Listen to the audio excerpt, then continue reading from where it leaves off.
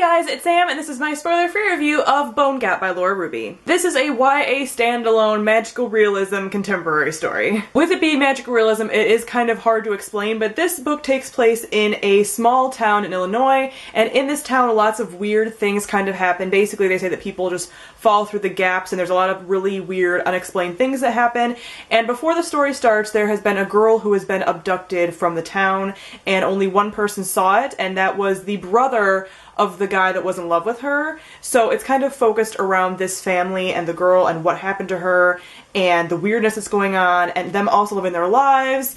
So it's the very kind of typical weird magical realism story focused around a family, kind of. And found families. And a lot of stuff going on with that. So first off, before I go any further, I do want to say that my opinion of this book might not be the same as other people's if you go in a little more blind than I did. I read this book only because I heard it was a Hades and Persephone retelling, and that is true, and I do not blame the person who recommended it to me, Caitlin of Book Chats, because I still think it was a really good recommendation for me, and I'm glad that I read it. But it is not my kind of Hades and Persephone story, and it's also not my kind of magical realism, but there's no way of knowing that until you read a magical realism story, because magical realism is so weird and it's so different of a writing style that you really can't just say like, oh, I love all magical realism books, because you don't. And it's such like a weird kind of genre slash style that it's really hard to know if you're going to like a magical realism story, because it's one of those books that you either love or hate. Like, I really don't know of any people that read magical realism and are like, oh, I'm right in the middle. Like, you either love it or hate it, and from style to style, your opinion can change.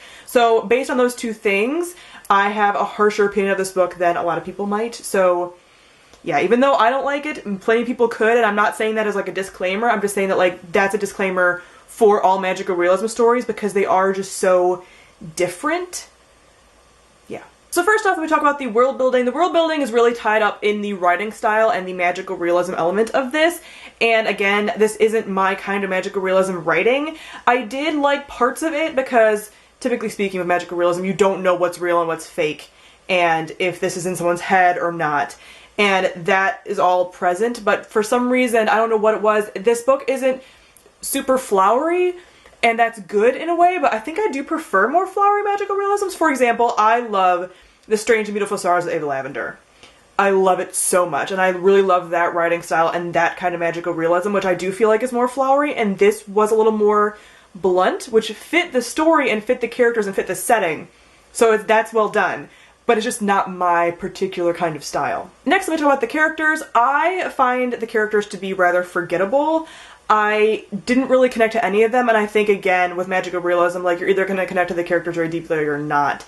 And for some reason, I just could not connect to them. I didn't really find myself caring. The cool thing about this is they are all very ordinary people, which is really nice, and there are characters that they're just really realistic, and the situations they're going through are really realistic. One of the main characters you follow is going through kind of a crush and falling in love with somebody, and that whole dynamic and relationship I really enjoyed seeing, and I liked the things that were in there because the character that he's falling in love with isn't a particularly popular or pretty person, and I liked seeing that element and stuff, and just their dynamic is very different than what you typically see in like YA contemporary, so I really enjoyed that. But a lot of other things about the story I just couldn't really connect to. I couldn't really connect to like the Persephone type character either. She did have some of the strengths of Persephone, but again, she's not directly Persephone. And again, since it is like that Hades Persephone element, and that's kind of why I read it, it was the kind of Hades Persephone that I don't particularly like. So it has Hades as like the villain, and it's not even Hades. Like, it doesn't say that it's Hades or anything like that. It's definitely like inspired by a retelling of da da da da da. But it had him as like this creepy villain, you know, Lord of the Underworld type thing, and I don't even necessarily feel it's Lord of the Underworld even. I honestly think this is more of a Boreas and Orinthia retelling, and there is a lot of overlap between those two myths, but the Boreas and Orinthia myth is a lot more violent and has Boreas as an actual bad person. I think that fits more with this, but most people don't know Boreas and Orinthia, and Hades Persephone is a lot more well-known, so I think that's why that was used more. And there were some different hints and stuff that I did like as far as connecting it to the myth, but like I said, overall, the characterizations of Hades Persephone is what I connect to the most with that myth, and they didn't have that in here with that, so that left me disappointed. And it's only because I read this book because of that that left me more disappointed than anything else. If I think if I would have gone into this not expecting Hades Persephone and not hoping for certain things, I wouldn't have been as disappointed, but also I probably wouldn't have read it either.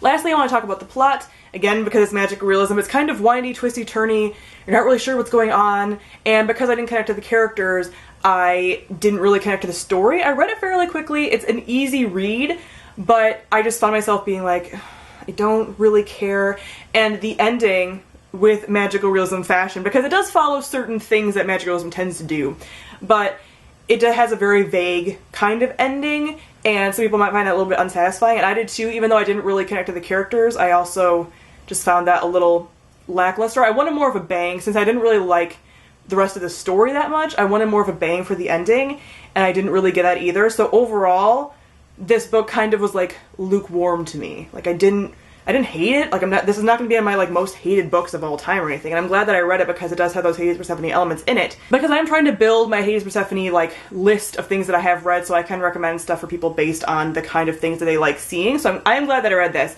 And it's not like least favorite or anything like that. But again, it just left me kind of feeling like, nah, I don't really feel very passionately either way about this. So I gave Bone Gap 2 out of 5 stars. So comment down below and let me know what you thought of Bone Gap. Thank you all for watching, and I'll see all of you guys soon. Bye!